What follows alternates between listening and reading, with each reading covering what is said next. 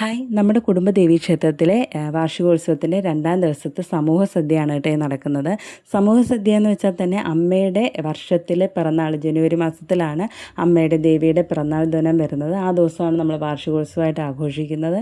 എല്ലാ മാസവും മാസപൂജ നടത്താറുണ്ടെങ്കിൽ പോലും എല്ലാവർക്കും എത്തിപ്പെടാൻ പറ്റാറില്ല. ദൂരെ കല്യാണം കഴിഞ്ഞ് പോയവരും ദൂരെ ജോലി കിട്ടിപ്പോയവർക്കും ഒക്കെ എല്ലാ മാസവും വരാൻ പറ്റില്ല. പക്ഷേ വാർഷികോത്സവത്തിന് മാക്സിമം എല്ലാവരും എല്ലാ തിരക്കുകളും മാറ്റിവെച്ച് എത്തിപ്പെടാൻ ശ്രമിക്കാറുണ്ട്. അതുകൊണ്ട് തന്നെ ഞങ്ങൾക്കിതൊരു ഗെറ്റ് ടുഗദറും കൂടിയാണ് കേട്ടോ.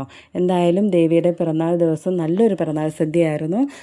ഓരോരുത്തരും അവനവനാവുന്ന രീതിയിലുള്ള സ്പോൺസറായിരിക്കും വാർഷികോത്സവത്തിന് നടത്താറ്.